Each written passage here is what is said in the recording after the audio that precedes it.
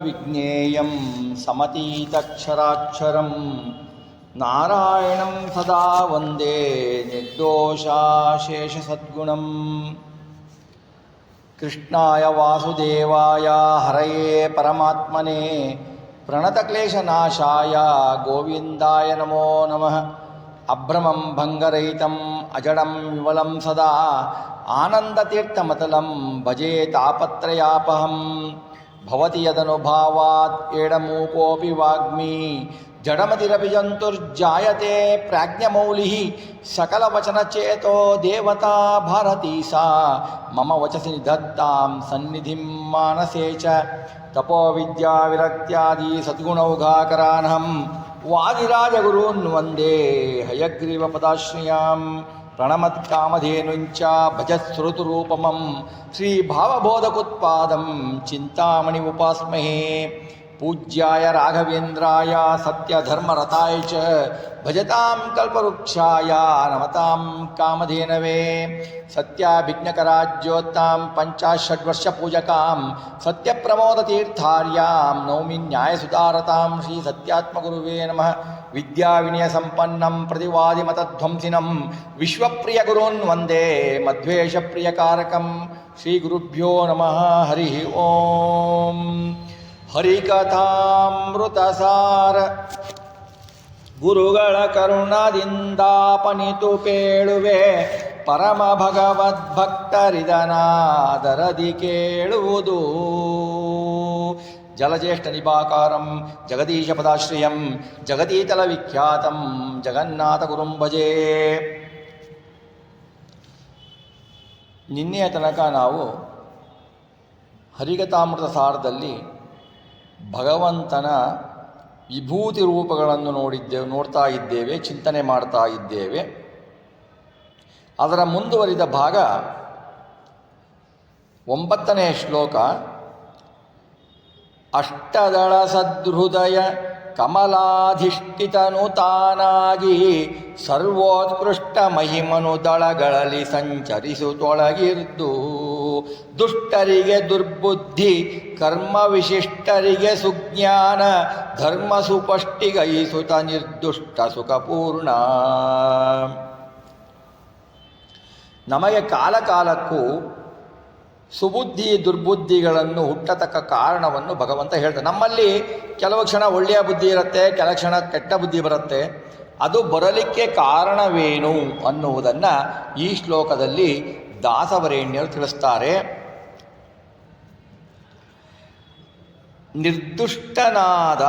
ನಿರ್ದುಷ್ಟನಾದ ಅಂದರೆ ಸರ್ವೋತ್ಕೃಷ್ಟ ಮಹಿಮನು ಆದ, ರಮಾ ಬ್ರಹ್ಮಾದಿಗಳಿಗಿಂತಲೂ ಉತ್ಕೃಷ್ಟನಾದ ಅತಿಶಯವಾದ ಮಹಿಮೆಯನ್ನು ಉಳ್ಳ ಭಗವಂತ ಇವನು ಯಾರು?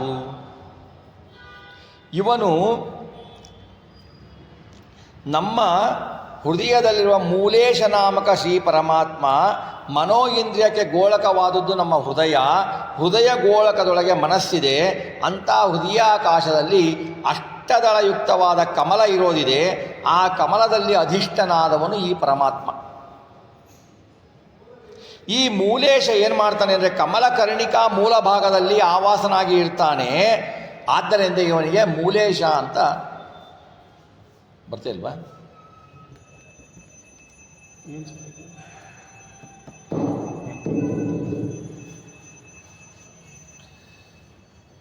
ನಮ್ಮ ಹೃದಯದಲ್ಲಿ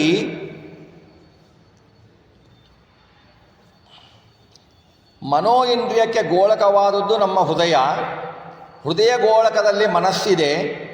ಇಂತಹ ಹೃದಯಾಕಾಶದಲ್ಲಿ ಅಷ್ಟದಳ ಕಮಲ ಇದೆ. ಅಷ್ಟದಳದ ಕಮಲದ ಅಂದರೆ ಪದ್ಮದ ಒಳಗೆ ಅಧಿಷ್ಠಿತನು ಮೂಲೇಶ ನಾಮಕ ಪರಮಾತ್ಮ. ಆ ಮೂಲೇಶ ನಾಮಕ ಕಮಲಕರ್ಣಿಕಾ ಮೂಲ ಭಾಗದಲ್ಲಿ ಇರುವುದರಿಂದ ಅವನಿಗೆ ಮೂಲೇಶ ಅಂತ ಕರೀತಾರೆ. ಅವನು ಅಂಗುಷ್ಟಾಗ್ರ ಪರಿಮತನಾದ ಅವನು. 8 ಬಾಹುಗಳು ಅವನಿಗೆ, ಅಷ್ಟಬಾಹುಗಳು ಅವನಿಗೆ. ಅವನು ನಾರಾಯಣ ಅಂತ ಕರೆಸಿಕೊಳ್ತಾನೆ, ಹಂಸನಾಮಕ ಪರಮಾತ್ಮ. ಈ ಮೂಲೇಶನ ಪಾದ ಮೂಲದಲ್ಲಿ, ನಮ್ಮ ಹೃದಯದಲ್ಲಿ ಈ ಮೂಲೇಶ ಇರ್ತಾನಲ್ವಾ, ಇವನ ಪಾದ ಮೂಲದಲ್ಲಿ ವಾಯುದೇವರು ಮುಖ್ಯ ಪ್ರಾಣದೇವರು ಇರ್ತಾರೆ. ಆ ಮುಖ್ಯ ಪ್ರಾಣರ ಪಾದ ಮೂಲದಲ್ಲಿ ಅನಿರುದ್ಧ ದೇಹದಿಂದ ಸಹಿತವಾದ ಜೀವ ಇರ್ತಾನೆ.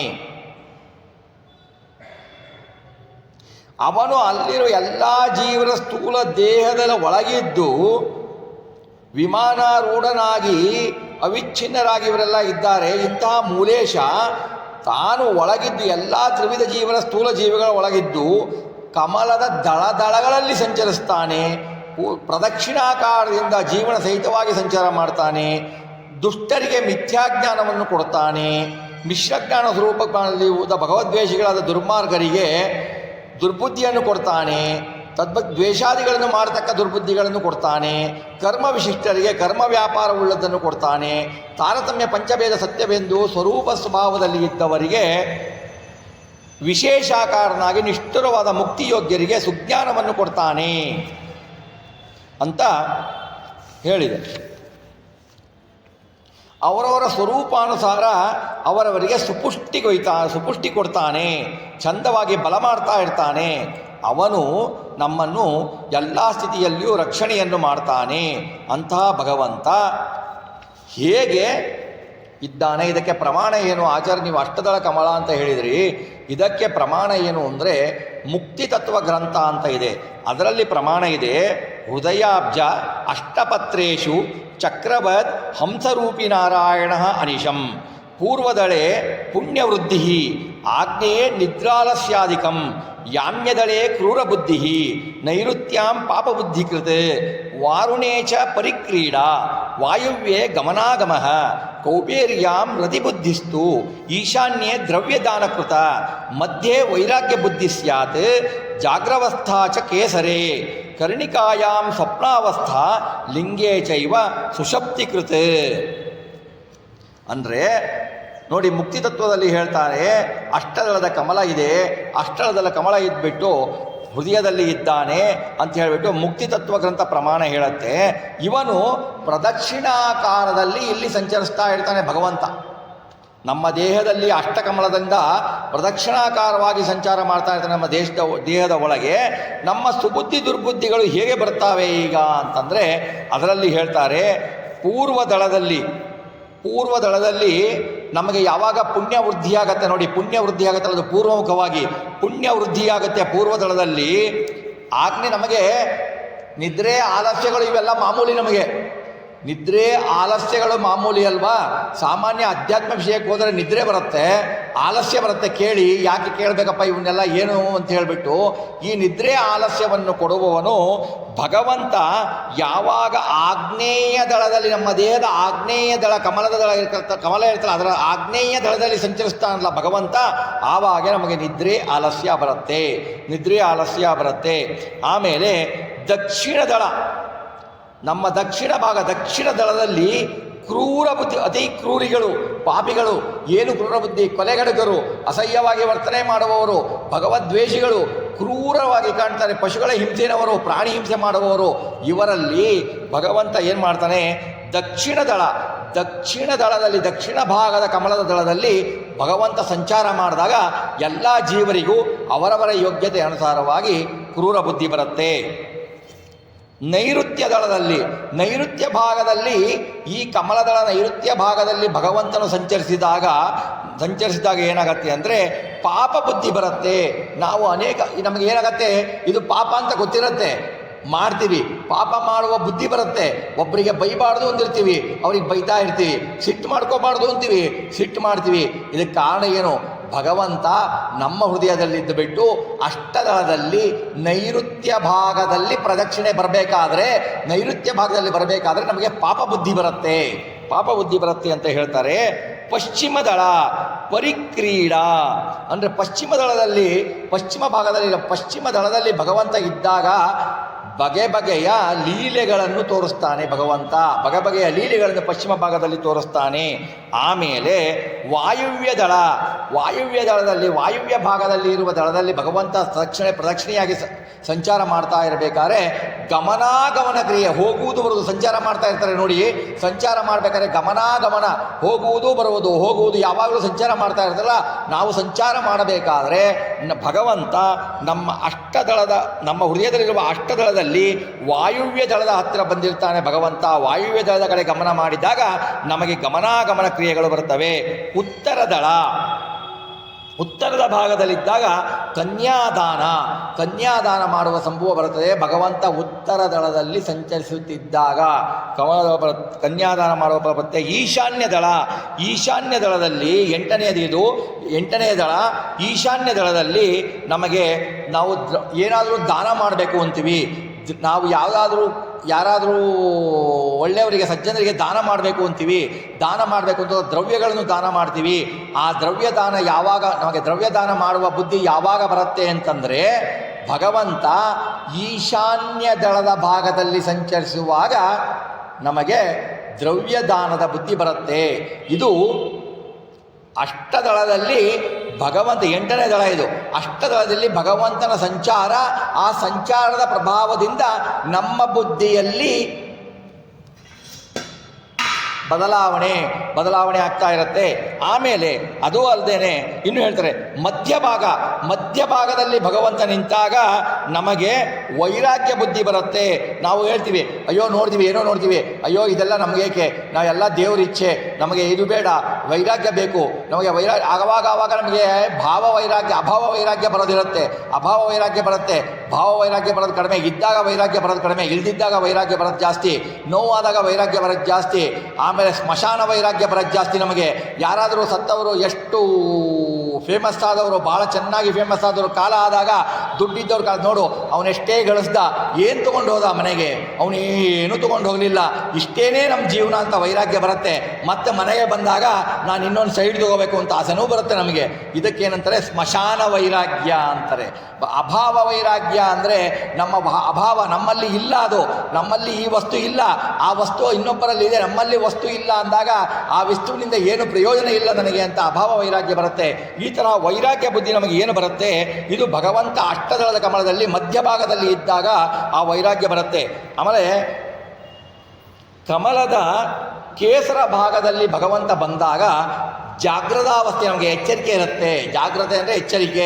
ನಮಗೆ ಕಮಲದ ಕೇಸರ ಭಾಗದಲ್ಲಿ ಭಗವಂತ ಇದ್ದಾಗ, ಸಂಚರಿಸುತ್ತಿದ್ದಾಗ ನಮಗೆ ಜಾಗ್ರತೆ, ಎಚ್ಚರಿಕೆ ಇರುತ್ತೆ. ಆಮೇಲೆ ಕಮಲದ ಕರ್ಣಿಕಾ ಭಾಗದಲ್ಲಿ ಭಗವಂತ ಸಂಚರಿಸಿದಾಗ ನಮಗೆ ಸ್ವಪ್ನಾವಸ್ಥೆ ಬರುತ್ತೆ. ಸ್ವಪ್ನಾವಸ್ಥೆ ಅಂದರೆ ನೋಡಿ, ನಾವು ಅಂದ್ಕೊಳ್ತೀವಿ ನಮಗೆ ಚೆನ್ನಾಗಿ ನಿದ್ದೆ ಬಂದುಬಿಟ್ಟಿದೆ, ಎಷ್ಟು ಚೆನ್ನಾಗಿ ಸ್ವಪ್ನ ಬಿತ್ತು ಅಂತ. ಸ್ವಪ್ನ ಬಿದ್ದರೆ ಅದು ಗಾಢ ನಿದ್ದೆ ಅಲ್ಲ.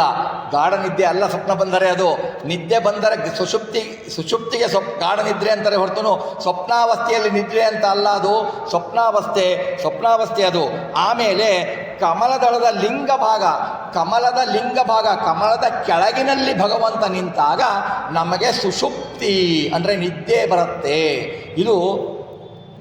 ಇದು ಭಗವಂತನ ಅಷ್ಟದಳದಲ್ಲಿ ಭಗವಂತನು ಸಂಚರಿಸಿ ನಮ್ಮ ಹೃದಯದಲ್ಲಿರುವ ಅಷ್ಟದಳಗಳಲ್ಲಿ, ಅಷ್ಟಕಮಲಗಳಲ್ಲಿ, ಮತ್ತೆ ಅದು ಬಿಟ್ಟು ಇನ್ನು 4 ಪ್ರದೇಶಗಳಲ್ಲಿ ಕಮಲದ ಭಾಗದಲ್ಲಿ ಭಗವಂತ ಸಂಚರಿಸಿದಾಗ ನಮ್ಮ ಬುದ್ಧಿಯ ಬದಲಾವಣೆಗಳು, ಬುದ್ಧಿ ಹೇಗೆ ನಮ್ಮ ಬುದ್ಧಿ ಆಗತ್ತೆ. ಆಮೇಲೆ ಭಗವಂತ ಅವನ ಜಾಗೃತಾವಸ್ಥೆಯ, ಸ್ವಪ್ನಾವಸ್ಥೆಯ, ನಿದ್ರಾವಸ್ಥೆಯನ್ನು ಭಗವಂತ ಯಾವ ಭಾಗದಲ್ಲಿ ಕಮಲದಳದಲ್ಲಿ ಇದ್ದಾಗ ನಮಗೆ ಅದು ಬರುತ್ತೆ ಅನ್ನೋದನ್ನು ಆಚಾರ್ಯರು ಬಹಳ ಸುಂದರವಾಗಿ ವರ್ಣಿಸಿದ್ದಾರೆ. ಅದು ನಮಗೆ ಮುಕ್ತಿತತ್ವ ಗ್ರಂಥದಲ್ಲಿ ಸಿಗತ್ತೆ. ಮುಕ್ತಿತತ್ವ ಗ್ರಂಥ ಅನ್ನುವ ಪ್ರಮಾಣ, ಅದೇ ಪ್ರಮಾಣದ ಅನುಸಾರವಾಗಿ ಇವರು ಜಗನ್ನಾಥದಾಸರು ಇದನ್ನು ಹೇಳಿದ್ದಾರೆ. ಇವನು ಏನು ಮಾಡ್ತಾನೆ, ದುಷ್ಟರಿಗೆ ಏನು ಮಾಡ್ತಾನೆ, ಮುಕ್ತಿ ಯೋಗ್ಯರಿಗೆ ಸ್ವರೂಪಗತ ಪೂರ್ಣ ಸುಖ ಕೊಡ್ತಾನೆ, ಅಭಿವ್ಯಕ್ತಿ ಮಾಡ್ತಾನೆ.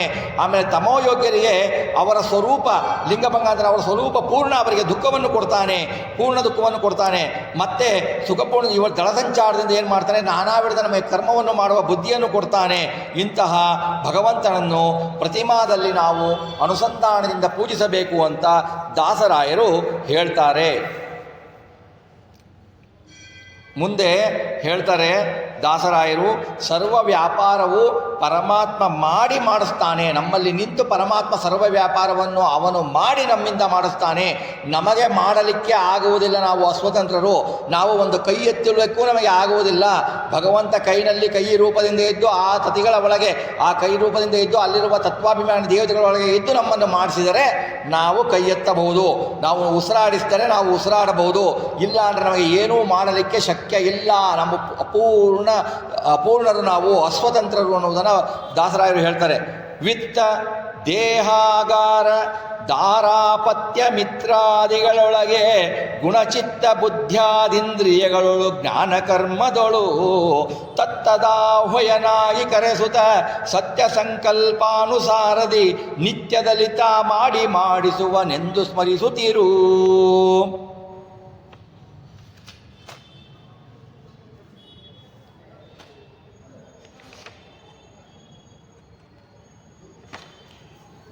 ವಿತ್ತ ಅಂದರೆ ಸ್ವರ್ಣ ರಜತ ಬೇರೆ ಲೋಹದಿಂದ ಮಾಡಿದ ದ್ರವ್ಯಗಳು, ದೇಹ ಪಂಚಭೂತದಿಂದ ನಿರ್ಮಿತವಾದ ನಮ್ಮ ದೇಹ, ಆಗಾರ ಅಂದರೆ ಮನೆ, ಆಗಾರ ಅಂದರೆ ಮನೆಗಳು, ಹೆಂಡತಿ, ದಾರ ಅಂದರೆ ಹೆಂಡತಿ ಅಂತ ಹೆಂಡತಿ, ಅಪತ್ಯ ಅಂದರೆ ಪುತ್ರಗಳು, ಪುತ್ರಿಯರು ಅಂದರೆ ಪುತ್ರಿಯರು, ಮಿತ್ರ ಆಪತ್ಕಾಲ ಸ್ನೇಹಿತ.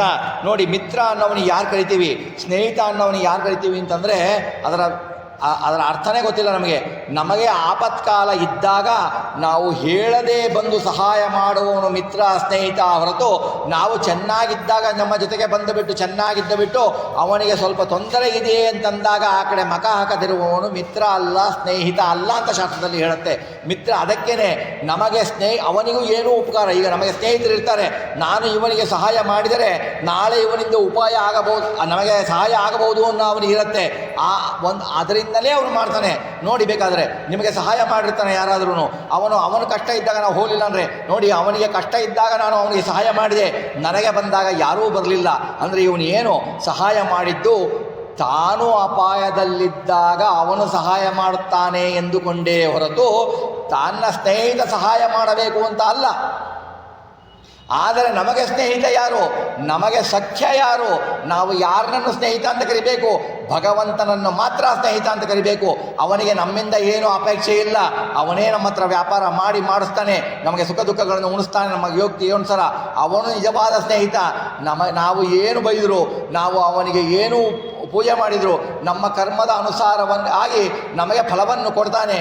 ಅವನಿಗೆ ನಮ್ಮಿಂದ ಏನು ಪ್ರಯೋಜನವಿಲ್ಲ, ಅವನು ನಮಗೆ ಸಖ, ಸ್ನೇಹಿತ, ಮಿತ್ರ. ಇವರೆಲ್ಲರೂ ಆಪತ್ಕಾಲ ಬಂದಾಗ ದೂರ ಹೋಗುವವರು ಅಷ್ಟೇ. ಇವರು ಯಾರೂ ಮಿತ್ರರಲ್ಲ, ಮಿತ್ರರೆಂದು ತೋರಿಸಿಕೊಳ್ಳುವವರು ಅಷ್ಟೇ. ಮಿತ್ರರೆಂದು ತೋರಿಸ್ಕೊಳ್ತಾರೆ, ಅದು ಅಷ್ಟೇ. ದಾಸರ ಅವ್ರನ್ನ ಮಿತ್ರ ಅಂತ ತಿಳ್ಕೋಬೇಕು. ಆಮೇಲೆ ಇವರಿಗೆ ಏನು ಹೇಳ್ತಾರೆ ಅಂದರೆ, ಬುದ್ಧ್ಯಾದಿಂದ್ರಿಯಗಳು ಜ್ಞಾನಕರ್ಮವ ಅಂದರೆ ಅವರಿಂದ ಗುಣತ್ರಯಗಳು ಜ್ಞಾನಕರ್ಮವನ್ನು ಮಾಡಿಸ್ತಾ ಇರ್ತಾನೆ. ಕರ್ಮೇಂದ್ರಿಯ 5, ಜ್ಞಾನೇಂದ್ರಿಯ 5. ಆಮೇಲೆ ಅದರಲ್ಲಿ ಹೇಗಿರ್ತಾನೆ, ಅದು ತತ್ತದಾಹ್ವಯನಾಗಿ ಅಂತಾರೆ. ತತ್ತದಾಹ್ವಯನಾಗಿ ಅಂದರೆ ಅದು ಯಾವ ಹೆಸರಿನಿಂದ ಇರುತ್ತೋ ಅದೇ ಹೆಸರಿನಿಂದ ಭಗವಂತನ ಕರೆಸ್ಕೊಳ್ತಾನೆ. ಈಗ ನಮಗೆ ಶ್ರೋತ್ರೇಂದ್ರಿಯ ಇದೆ, ಶ್ರೋತ್ರೇಂದ್ರಿಯ ಗೋಲಕದಲ್ಲಿ ಭಗವಂತನ ರೂಪ, ಅವನ ರೂಪ ಶ್ರೋತೃ ಅಂತಲೇ ಇರುತ್ತೆ. ಶ್ರೋತೃವನ ರೂಪ ತದಾಕಾರ ರೂಪ ಇರುತ್ತೆ ಭಗವಂತಂದು. ಆ ರೂಪದಿಂದ ಭಗವಂತ ಇರ್ತಾನೆ. ಆಯಾ ಅಧಿಷ್ಠಾನಗಳಿಗೆ ಯಾವ ನಾಮ ಇದೆಯೋ ಆ ನಾಮದಿಂದ ಕರೆಸಿಕೊಂಡು ಬಿಟ್ಟು ತನ್ನ ಸಂಕಲ್ಪದಿಂದ ಜೀವನನ್ನು ಸೃಷ್ಟಿಸಿದ ನಂತರ ಜೀವನನ್ನು ಸೃಷ್ಟಿಸಿ ಬೆಳೆಸಿ ಅವನನ್ನು ಪ್ರಳಯ ಕಾಲದಲ್ಲಿ ಅವನನ್ನು ತನ್ನ ಹೊಟ್ಟೆಯಲ್ಲಿ ಹಾಕಿಕೊಂಡು ಭಗವಂತ ತನ್ನ ಕಾರುಣ್ಯವನ್ನು ತೋರಿಸ್ತಾನೆ. ಅದಕ್ಕೆ ಅವನಿಗೆ ದೇವ ಅಂತಾರೆ. ಸೃಷ್ಟಿ ಅವನಿಗೆ ನೋಡಿ ಸೃಷ್ಟಿ ಅಂತಾರೆ. ಸೃಷ್ಟಿ ಅಂದರೆ ಏನು, ಸೃಷ್ಟಿ ಅಂದರೆ ನೋಡಿ, ನಾವು ಒಂದು ಹೇಳಬೇಕು ಅಂತಂದರೆ ಕಪಿಲ ನಾಮಕ ಪರಮಾತ್ಮನ ಒಂದು ದೃಷ್ಟ ಕೊಡ್ಬೋದು. ಕಾ ಅಂದರೆ ಏನು, ಕಾ ಅಂದರೆ ಸೃಷ್ಟಿ, ಕಾ ಅಂದರೆ ಬ್ರಹ್ಮಾಂಡ ಸೃಷ್ಟಿ ಮಾಡತಕ್ಕವನು ಸೃಷ್ಟಿ, ಕಾ ಅಂದರೆ ಸೃಷ್ಟಿ. ಕಪಿಲ ಪಿ ಅಂದರೆ ಏನು, ಪಿ ಅಂದರೆ ಪಾಲನೆ ಮಾಡುವವನು. ಲ ಅಂದರೆ ಏನು, ಲಯ ಕೊಡುವವನು. ಕಪಿಲ ಅಂದರೆ ಏನು, ಸೃಷ್ಟಿ ಸ್ಥಿತಿ ಲಯವನ್ನು ಮಾಡುವವನು. ಈಗ ನೋಡಿ, ಇದನ್ನು ನಾವು ಹೇಳ್ತೀವಿ ಇಂಗ್ಲೀಷ್ನಲ್ಲಿ, ಆಂಗ್ಲ ಭಾಷೆಯಲ್ಲಿ ಹೇಳ್ತೀವಿ. ಇದೇ ಅರ್ಥವನ್ನು ಆಂಗ್ಲರು ನಮ್ಮಿಂದ ಕದ್ದಿದ್ದು. ಗಾಡ್ ಅಂತಾರೆ. ಗಾಡ್ ಅಂದರೆ ಅರ್ಥ ಏನು ಅವರಿಗೆ ಅದು ಗೊತ್ತಿಲ್ಲ, ಗಾಡಿನ ರೂಪ ಗೊತ್ತಿಲ್ಲ.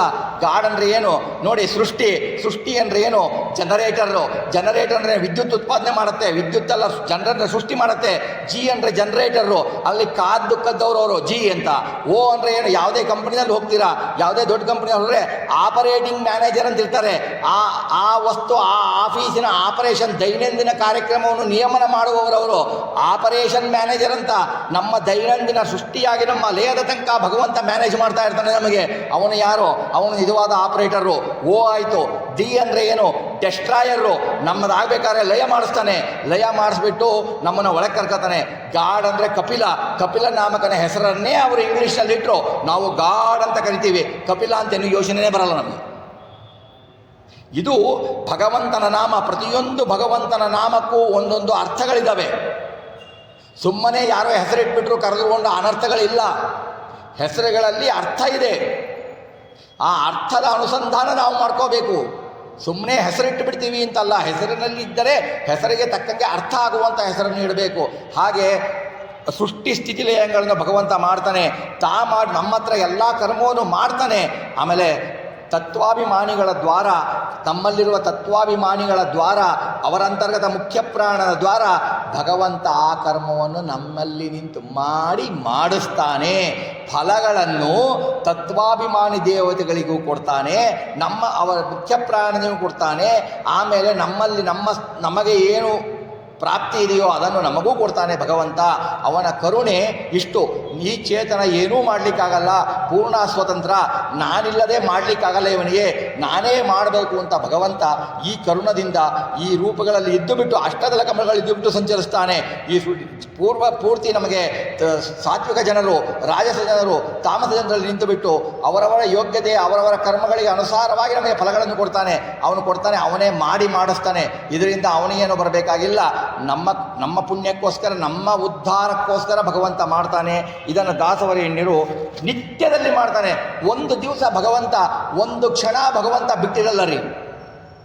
ಒಂದು ಕ್ಷಣ ಭಗವಂತ ಬಿಟ್ಟಿದ್ದ ಅಂದರೆ ಏನಾಗತ್ತೆ ಹೇಳಿ? ಏನಾಗಬಹುದು? ಅದಕ್ಕೆ ಭಗವದ್ಗೀತೆಯಲ್ಲಿ ಹೇಳ್ತಾರೆ, ನಾನು ಕೆಲಸ ಮಾಡಲ್ಲ. ಕರ್ಮಯೋಗದಲ್ಲಿ ಹೇಳ್ತಾರೆ, ನಾನು ಕಶ್ಚಿದಪಿ ಕರ್ಮ ಮಾಡದೇ ಇರಲಿಕ್ಕೆ ಸಾಧ್ಯನೇ ಇಲ್ಲ ಅಂತಾರೆ ಭಗವದ್ಗೀತೆಯಲ್ಲಿ.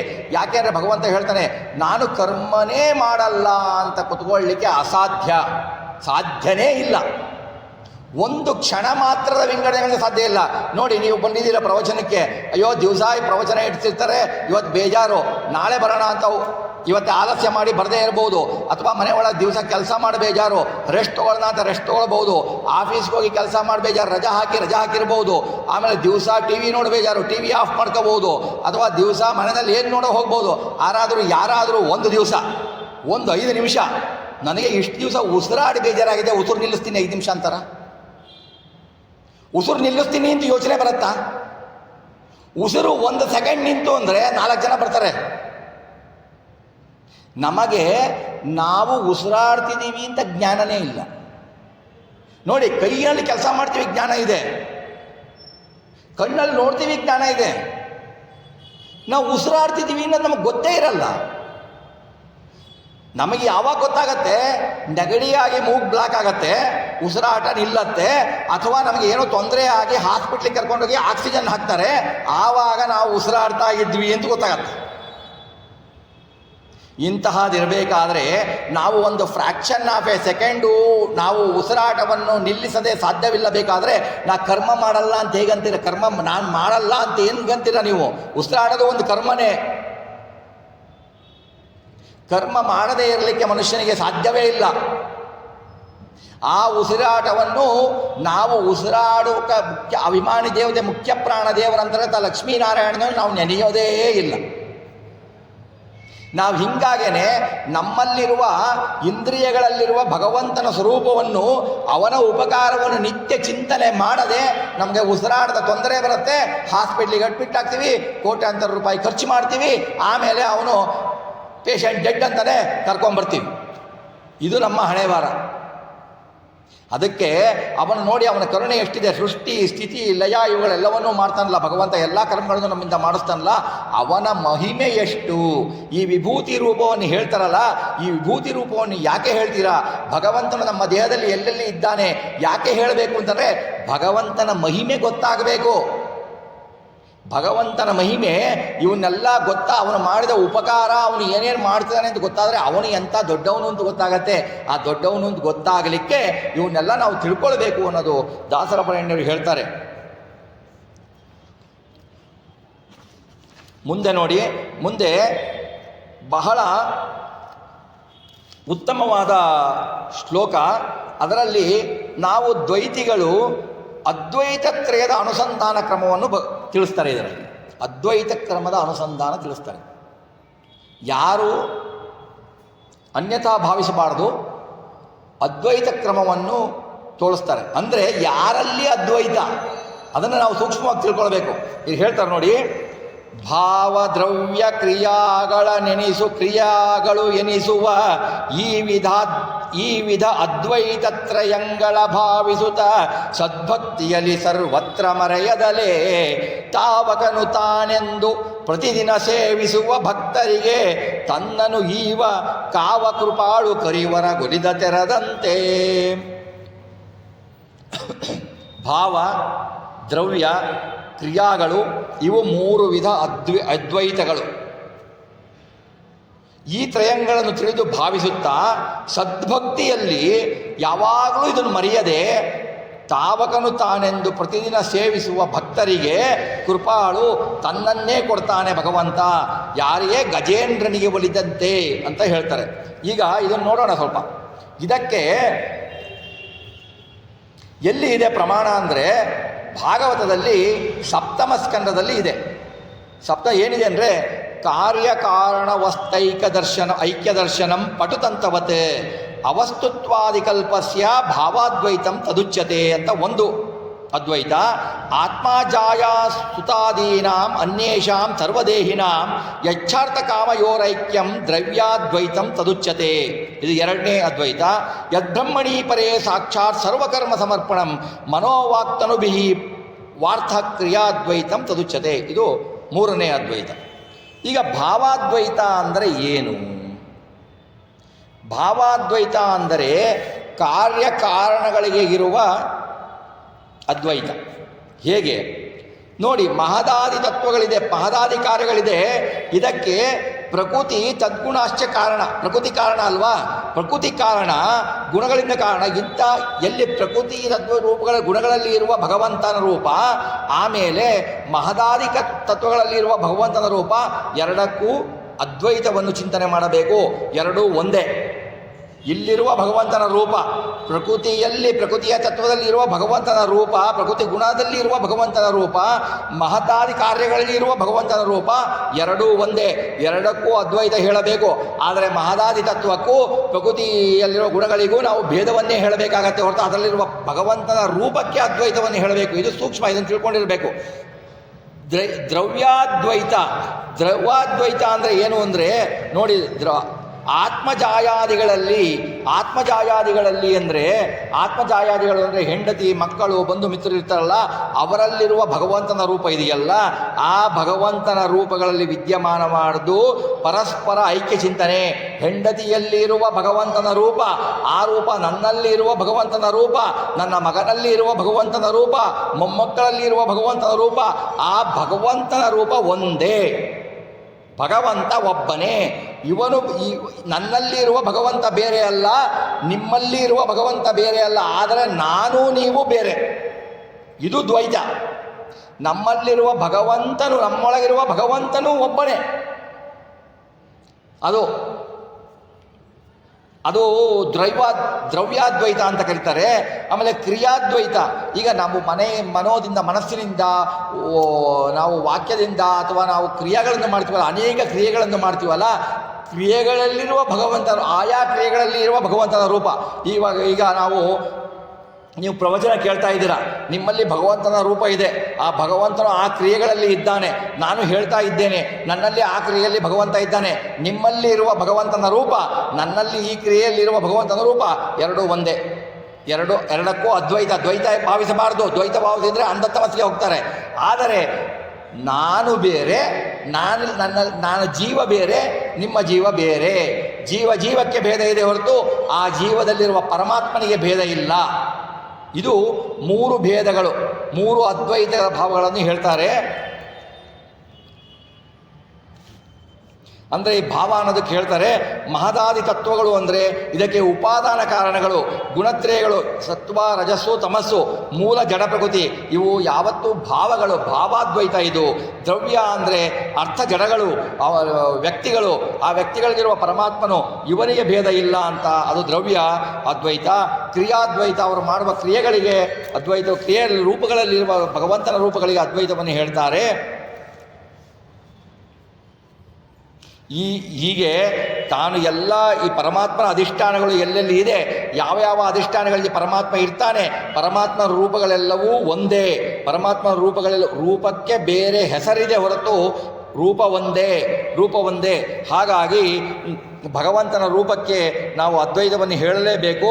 ಅವಿಚ್ಛಿನ್ನ ಭಕ್ತಿ ಅಂದರೆ ಸ್ವಲ್ಪ ಈಗ ಇದೆ, ಇನ್ನೊಂದು ಸ್ವಲ್ಪ ಹೊತ್ತಿಗಿಲ್ಲ, ಮತ್ತೆ ಬ್ರೇಕ್ ಆಯಿತು, ಈಗ ದೇವರ ಮೇಲೆ ಭಕ್ತಿ ಬಂತು 5 ನಿಮಿಷ 1 ಗಂಟೆ ಬರಲಿಲ್ಲ ಅನ್ನೋಗಿಲ್ಲ. ಅವಿಚ್ಛಿನ್ನ ನಿರಂತರವಾದ ಭಕ್ತಿ.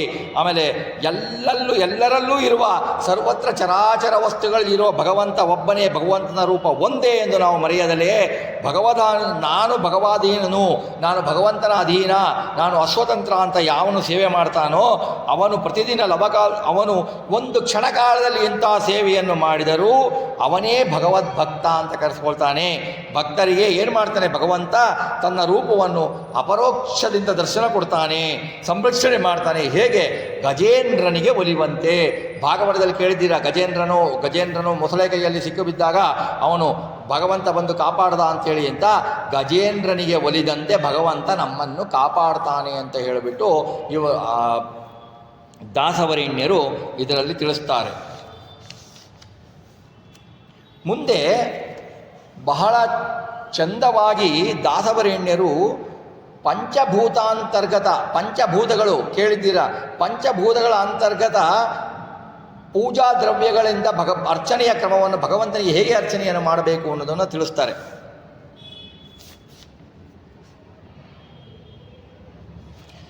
ಬಾಂದಳವೆ ಮೊದಲಾದರೊಳೊಂದೊಂದರಲ್ಲಿ ಪೂಜಾ ಸುಸಾಧನವೆಂದೆನಿಸುವ ಪದಾರ್ಥಗಳು ಬಗೆಯ ನೂತನದಿ ಸಂದಣಿಸಿಕೊಂಡಿಹವು. ಧ್ಯಾನಕ್ಕೆ ತಂದಿನಿತು ಚಿಂತಿಸಿ ಸದಾ ಗೋವಿಂದನರ್ಚಿಸಿ ನೋಡು ನಲಿ ದಾಡಿಕೊಂಡಾಡು.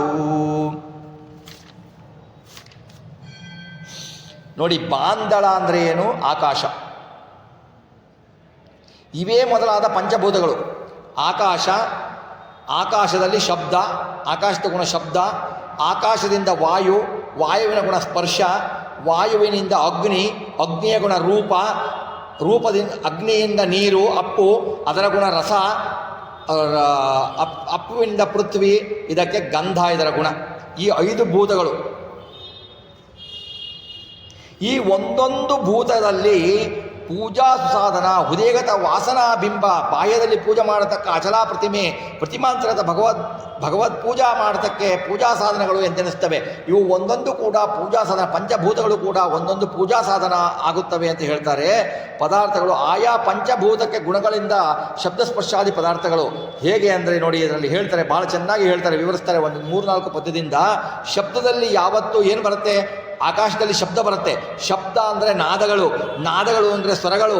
ಆಕಾಶದಲ್ಲಿ ಹರಿಗೆ ಆಕಾಶದಿಂದ ನಾವು ಪಂಚಭೂತದಿಂದ ಮಾಡಬೇಕು ಅಂದರೆ ಆಕಾಶದ ಶಬ್ದ ಅಂದರೆ ಅದೇ ಭಗವಂತನಿಗೆ ಸ್ವರ, ನಾದ, ಶಬ್ದ, ಸ್ವರನಾದ ಅಂತ ಭಗವಂತನಿಗೆ ಅರ್ಪಿಸಬೇಕು. ಸ್ಪರ್ಶದಲ್ಲಿಯೇ ಸ್ಪರ್ಶ ಅಂದರೆ ನೋಡಿ, ಗಾಳಿ ಬೀಸ್ತಾ ಇರುತ್ತೆ, ತೊಗೆನೆ ಗಾಳಿ ಬೀಸ್ತಾ ಇರಬೇಕಾದ್ರೆ ಆ ಗಾಳಿಯೇ ಹರಿಗೆ. ನಮ್ಮ ಪೂಜೆ ಮಾಡ್ತಿರ್ಬೇಕಾದ್ರೆ ನಮ್ಮ ಹರಿಗೆ ಚಾಮರ ಸೇವೆ ಅಂತ ನಾವು ತಿಳ್ಕೊಳ್ಬೇಕು. ರೂಪದಲ್ಲಿ ಯಾವಾಗಲೂ ತೇಜೋ ರೂಪಗಳು ಇರ್ತವೆ ಅಗ್ನಿಯಲ್ಲಿ. ಇದು ಶ್ರೀಹರಿಗೆ ದೀಪಾರತಿ ಅಂತ ತಿಳ್ಕೊಳ್ಬೇಕು. ನಾವು ದೀಪಾರತಿ ಅಂತ ತಿಳ್ಕೊಳ್ಬೇಕು. ರಸದಲ್ಲಿ ಅಂದರೆ ಅಪ್ಪುವಿನಲ್ಲಿ ರಸ ಇರುತ್ತೆ, ರಸ ಇರುವ ದ್ರವ್ಯಗಳು, ನಾವು ಆ ದ್ರವ್ಯಗಳನ್ನು ದೇವರಿಗೆ ನೈವೇದ್ಯ ಅಂತ ತಿಳ್ಕೊಳ್ಬೇಕು. ಗಂಧದಲ್ಲಿ ಸುಗಂಧೋಪಚಾರಗಳು ಇವೆ, ಅವನ್ನ ಹರಿಯ ನಿರ್ಮಾಲ್ಯ ಅಂತ ನಾವು ಯಾವಾಗ ದೇವರನ್ನು ಪೂಜೆ ಮಾಡುತ್ತೀವೋ ಆ ಪೂಜೆಯ ನಿರ್ಮಾಲ್ಯವನ್ನು ತೆಗೆದುಕೊಂಡು ಮೂಸು ನೋಡಿಬಿಟ್ಟು ನಾವು ಹಾಕಬೇಕು. ಆ ನಿರ್ಮಾಲ್ಯ ಗಂಧವನ್ನು ಗ್ರಾಣಿಸಬೇಕು. ಈ ರೀತಿ ಪೂಜಾ ಸಾಧನಗಳು ಅದರಲ್ಲಿ ಅಂತರ್ಭೂತವಾಗಿವೆ ಅಂತ ಹೇಳಿಬಿಟ್ಟು, ಈ ತರಹ ಪೂಜಾ ಸಾಧನಗಳು ಇದನ್ನೇ ಉಪಾಧಿಯಲ್ಲಿ ತದಾಕಾರದಿಂದ ಅಂದರೆ ನೀರಿನಲ್ಲಿ ನೀರಿನ ಆಕಾರದಿಂದ, ಪೃಥ್ವಿಯಲ್ಲಿ ಪೃಥ್ವಿಯ ಆಕಾರದಿಂದ, ಅಗ್ನಿಯಲ್ಲಿ ದೀಪದ ಆಕಾರದಿಂದ ಭಗವಂತ ಇದ್ದಾನೆ ಅಂತ ತಿಳಿದುಕೊಂಡು ಬಿಟ್ಟು, ತದಾಕಾರದಿಂದ ತತ್ತದಭಯನಾಗಿ ಇರ್ತಾನೆ ಅಂತ ತಿಳಿದುಕೊಂಡು ಬಿಟ್ಟು ನಾವು ಅರ್ಚಿಸಬೇಕು. ಭಗವಂತನ ಪ್ರತಿಮಾಂತರ್ಗತ ಭಗವಂತನ ಮುಂದೆ ಪ್ರತಿಮೆ ಇದ್ದರೆ ಅದರ ಅಂತರ್ಗತ ಭಗವಂತನಿಗೆ ಅರ್ಪಿಸುವ ನಾವು ಪೂಜಾ ಮಾಡಬೇಕು. ಈ ಐಕ್ಯ ಚಿಂತನೆಯಿಂದ ಮಾಡಿದರೆ, ಅಂದರೆ ನಾವು ಹೇಗೆ ಅಂದರೆ, ಈಗ ಒಂದು ದೀಪದಲ್ಲಿ ಭಗವಂತನಿಗೆ ಆರತಿ ಮಾಡಿದ್ವಿ. ಪಂಚಭೂತಗಳ ದೀಪ ಅಂದರೆ ತಗೊಳ್ಳಿ, ಅಗ್ನಿ ತಗೊಳ್ಳಿ, ನಮ್ಮ ಕಣ್ಣಿನಲ್ಲಿ ತೇಜಸ್ಸಿದೆ, ಆ ತೇಜಸ್ಸಿನಿಂದ ಭಗವಂತನ ಗುಣಗಳಿಂದ ಆರತಿ ಮಾಡಬೇಕು, ಭಗವಂತನ ಗುಣಗಳನ್ನು ಹೊಳಬೇಕು, ಭಗವಂತನ ಗುಣ ಪೂರ್ಣಗಳನ್ನು ಹೋಗೋದು ಆರತಿ ಮಾಡಿದರೆ ಅದರಲ್ಲಿರುವ ಭಗವಂತನ ರೂಪ, ಪ್ರತಿಮೆಯಲ್ಲಿರುವ ಭಗವಂತನ ರೂಪ ಎರಡಕ್ಕೂ ಐಕ್ಯ ಚಿಂತನೆಯನ್ನು ಮಾಡಬೇಕು. ಐಕ್ಯ ಚಿಂತನೆಯನ್ನು ಮಾಡಿಬಿಟ್ರೆ ನಮಗೆ ಭಗವಂತ ಅದನ್ನು ಫಲವನ್ನು, ಪೂರ್ಣ ಫಲವನ್ನು ಕೊಡ್ತಾನೆ.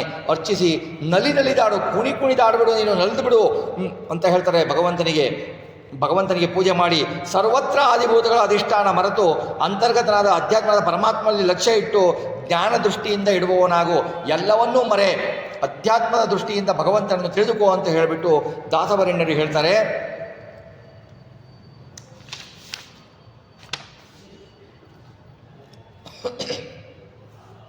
ಮುಂದೆ ಹೇಳ್ತಾರೆ, ಜಲಜನಾಭನ ಮೂರ್ತಿ ಮನದಲ್ಲಿ ನೆಲೆಗೊಳಿಸಿ ನಿಶ್ಚಲ ಭಕುತಿಯಲಿ ಚಳಿ ಬಿಸಿಲು ಮಳೆಗಾಳಿಗಳ ನಿಂದಿಸದಲೇ ನಿತ್ಯದಲ್ಲಿ ನೆಲದಲಿಹ ಗಂಧವೇ ಸುಗಂಧವು ಜಲವೇ ರಸ ರೂಪವೇ ಸುದೀಪವು ಎನ್ನಲು ಚಾಮರ ಶಬ್ದ ವಾದ್ಯಗಳರ್ಪಿಸಲು ಒಲಿವಾ.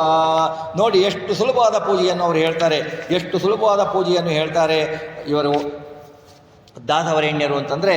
ಜಲಜನಾಭನ ಮೂರ್ತಿ ಅಂದರೆ ಪದ್ಮನಾಭ ದೇವರ ಆಕಾರ ಮನದಲ್ಲಿ ಹುದಿಯ ಗೋಳಕದಲ್ಲಿ ಮನದಲ್ಲಿ ಮಾನಸವಾಸದಿಂದ ನೆಲೆಗೊಳಿಸಬೇಕು, ಸ್ಥಿರವಾಗಿ ನಿಲ್ಲಿಸಬೇಕು ಮನಸ್ಸಿನಲ್ಲಿ. ತದರ್ಥನಾಗಿ ಬಿಂಬರೂಪಿ ಪರಮಾತ್ಮದೇವರು ಇದ್ದಾನೆಂದು ಮುಖ್ಯ ಪ್ರಾಣತರ ಚಿಂತಿಸಬೇಕು. ನಿಶ್ಚಲ ಭಕ್ತಿ, ದೃಢ ಭಕ್ತಿ ಇರಬೇಕು, ಜ್ಞಾನಪೂರ್ವಕ ಭಕ್ತಿ ಇರಬೇಕು.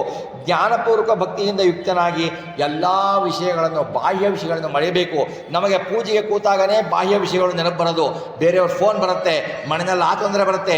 ನಮ್ಮ ಪೂಜೆ ಕೂತ್ಕೊಂಡಿರ್ತೀವಿ, ಅಷ್ಟೇ ಹೆಸರಿಗೆ ಕೂತ್ಕೊಂಡಿರ್ತೀವಿ, ನಾವು ಪೂಜೆ ಮಾಡ್ತಾ ಇರಲ್ಲ. ಪೂಜೆ ಕೂತ್ಕೊಂಡು 4 ಗಂಟೆ ಆಗಿದ್ರು ನಾವು 4 ನಿಮಿಷನೂ ಆ ಪೂಜೆನಲ್ಲಿರಲ್ಲ. ನಮ್ಮ ಬಾಹ್ಯ ದೃಷ್ಟಿನೇ ಇರುತ್ತೆ, ಅಂತರ ದೃಷ್ಟಿಯಿಂದ ನಾವು ಪೂಜೆನೇ ಮಾಡಲ್ಲ ಭಗವಂತನಿಗೆ. ಮನಸ್ಸೆಲ್ಲೋ ಪೂಜೆ ಕೂತ್ಕೊಂಡಿರ್ತೀವಿ ನಾವು, ಹಾಗಿರುತ್ತೆ. ಹಾಗೆ ಮಾಡಬಾರ್ದು ಅಂತ ಹೇಳ್ತಾರೆ.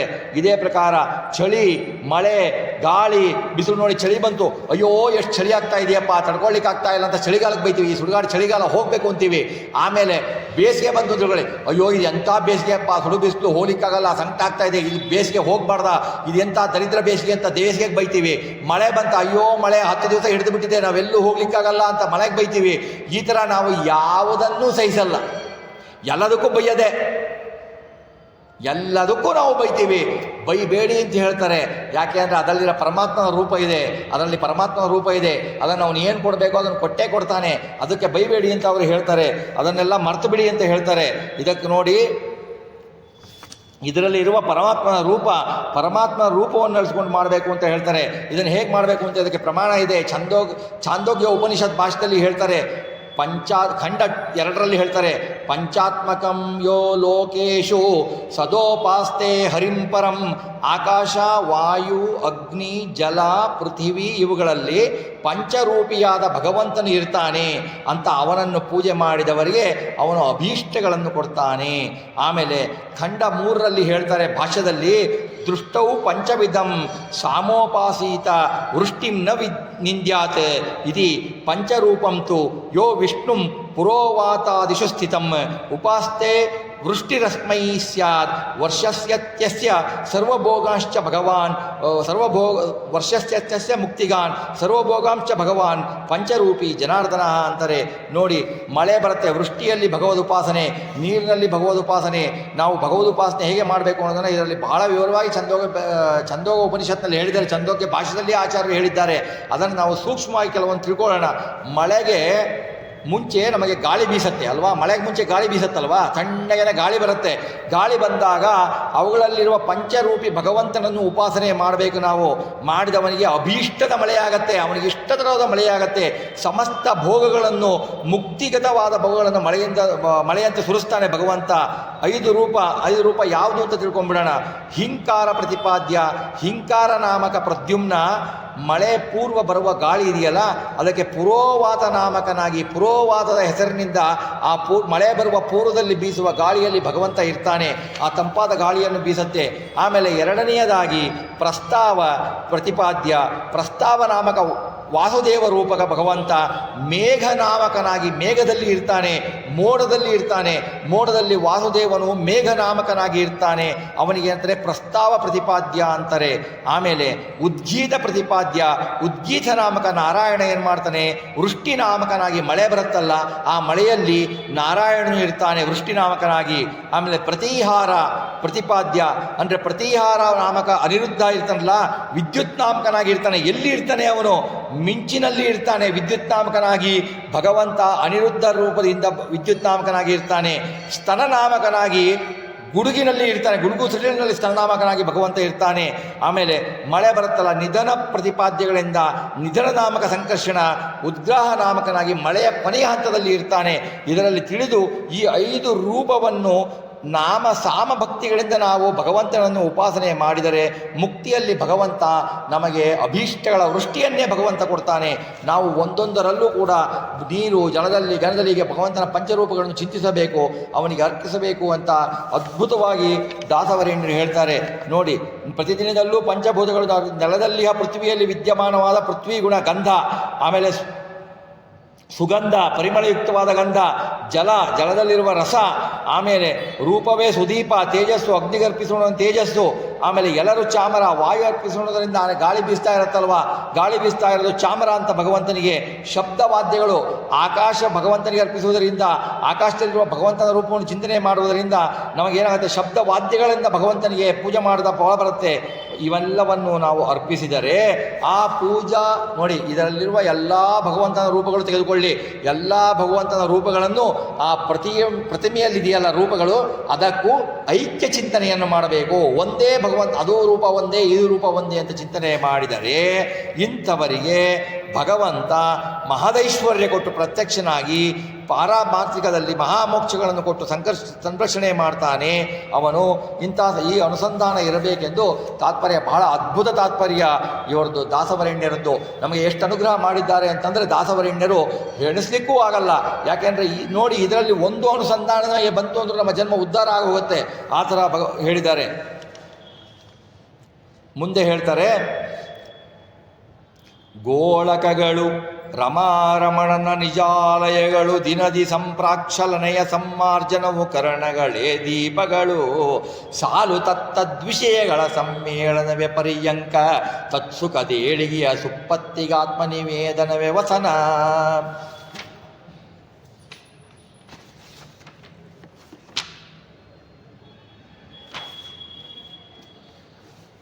ಗೋಳಕಗಳು ಅಂದ್ರೇನು? ನಮಗೆ ಕಣ್ಣು ಕಾಣುತ್ತೆ, ಕಣ್ಣು ಅದೇ ಇಂದ್ರಿಯ ಅಲ್ಲ, ಅದು ಗೋಳಕ, ಅದರಲ್ಲಿದೆ ಇಂದ್ರಿಯಗಳು.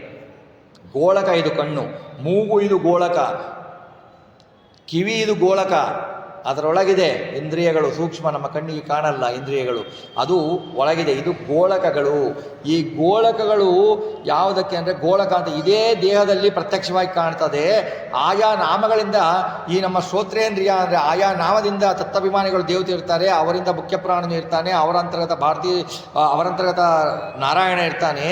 ಲಕ್ಷ್ಮೀಪತಿಯಾದ ನಾರಾಯಣನ ದೇವರ ಪರಮಾತ್ಮನಿಗೆ ಅಭಿನ್ನಗಳಾದ ಗೋಳಾಕಾರಗಳಾದ ಆಲಯಗಳು, ಇವೆಲ್ಲ ಪರಮಾತ್ಮನ ಮನೆ ಅಂತ ತಿಳ್ಕೊಳ್ಬೇಕು. ಈ ಗೋಳಕಗಳು ಭಗವಂತನ ಮನೆ,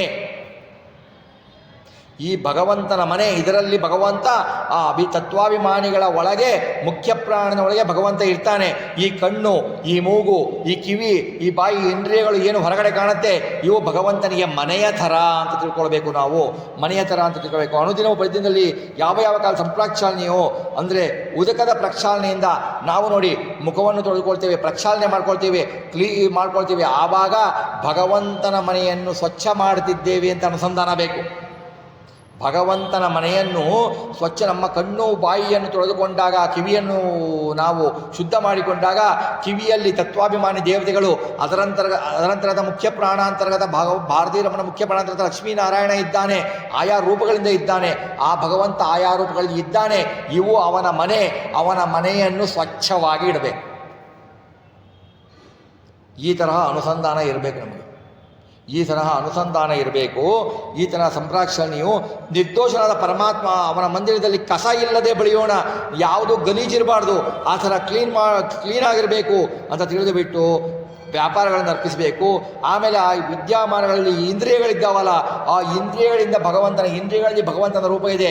ಶ್ರೋತ್ರೇಂದ್ರಿಯಲ್ಲಿ ಭಗವಂತನ ರೂಪ ಇದೆ.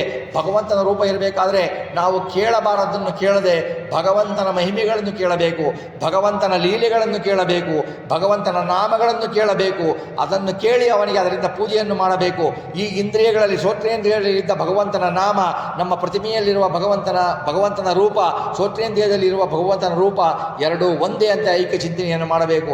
ಹಾಗೆ ತತ್ತದಿಂದ್ರಿಯಗಳಿಗಿರುವ ಭಗವಂತನ ರೂಪ, ಪ್ರತಿಮೆಗಳಲ್ಲಿರುವ ಭಗವಂತನ ರೂಪ, ಅದಕ್ಕೆ ಐಕ್ಯ ಚಿಂತನೆಯನ್ನು ಮಾಡಬೇಕು. ಐಕ್ಯ ಚಿಂತನೆಯನ್ನು ಮಾಡಿಬಿಟ್ಟು ಭಗವಂತನಿಗೆ ಅರ್ಪಿಸಬೇಕು. ಆಮೇಲೆ ನೋಡಿ,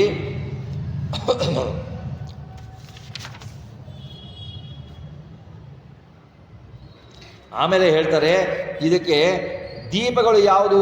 ಆಯಾ ಇಂದ್ರಿಯದ ತೇಜೋಭಾವಗಳಿದಾವಲ್ಲ ಅವು ದೀಪಗಳು.